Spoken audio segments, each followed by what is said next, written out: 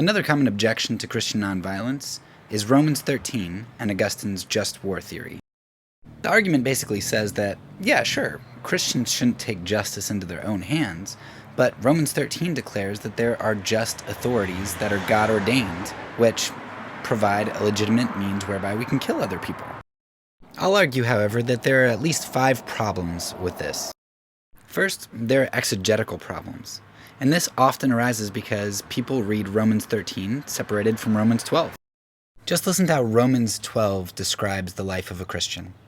We're to be living sacrifices, patient in affliction, bless those who persecute, bless, don't curse, live in harmony, don't repay evil with evil, do our part to live at peace, don't take revenge, vengeance is God's, feed enemies if hungry, give enemies drink if thirsty, don't overcome evil with evil, but overcome evil with good.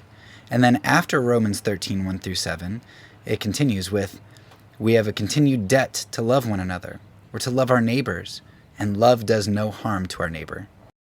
Now compare what Romans 12 and Romans 13, 8 and following said to what Paul says of government.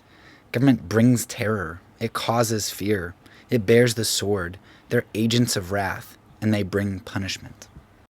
Romans 13, 1 through 7 is antithetical to what Paul describes as being a Christian in Romans 13, 8 and following, and Romans 12. And we also see this borne out in the second issue with Romans 13, which is the language shift. From Romans 12 and Romans 13, 8 and following, we get a us sort of language. And in the Romans 13, 1 through 7, where it talks about the government, it talks about them and they. That brings us to the next issue of biblical coherence. The Bible constantly views governments as bad.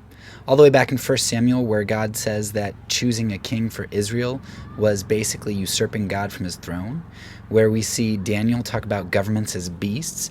Jeremiah declares Nebuchadnezzar, this evil, wicked ruler who did atrocious things, as a servant of God. The language of the Bible speaks of God-ordainedness of governments, yet it always views government in a negative light. Fourthly, we get contextual problems because we know that Paul is writing under some very wicked governments, and the Romans did terrible things to people. So to declare Rome as a God-ordained good government is contextually problematic.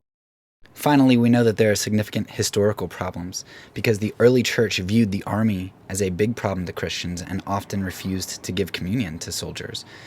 The early church also viewed high government offices as problematic, both because of their idol worship as well as the violence that they did. There's much more to Romans 13 than most people think, so check out the full episode.